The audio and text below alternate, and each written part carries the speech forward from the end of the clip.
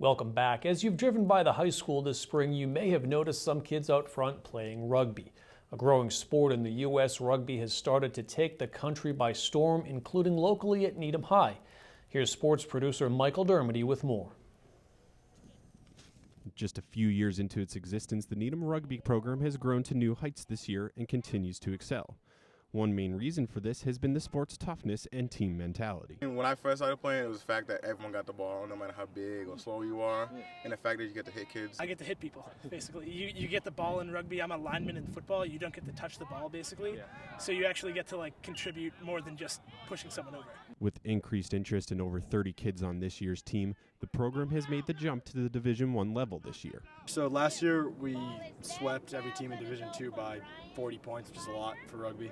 And this year we moved to Division I, so we're playing some of the best teams in the state. Transition to Division I has been up and down. There's some teams that we know that we can beat, and there's teams that we know that are going to be a hard fight. So far, the team sits at 2-2, including a recent victory over Zavarian, but the team has only one thing on their mind: a state championship game.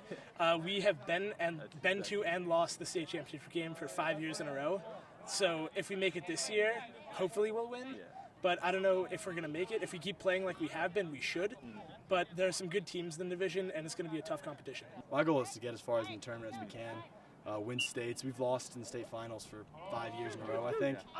So we're really determined to win this year. The team will wrap up their season on May 10th at Memorial Field versus Bishop Hendricken at 7 p.m. before heading into the playoffs. For the Needham Channel News, I'm Michael Dermody. At the beginning of every girls' lacrosse season, all fans circle the day when Westwood and Needham get together, two of the perennial powerhouses in the state. Both of this year's teams off to a scorching start, ranked number 1 and 2 in the state, taking on each other in one of the biggest regular season games of the year. The Rockets and Wolverines battled on May 5th to see who was the cream of the crop, and we have the highlights for you now. We pick up this Cinco de Mayo matchup here in the first half, tied at 1 until Brooke Troy. She's going to score in the free position chance here for Westwood. Needham would, however, answer just minutes later on the fast break. It's Kaylee Conray who's left all alone, and she gets the back of the net for this one to tie the game at 2.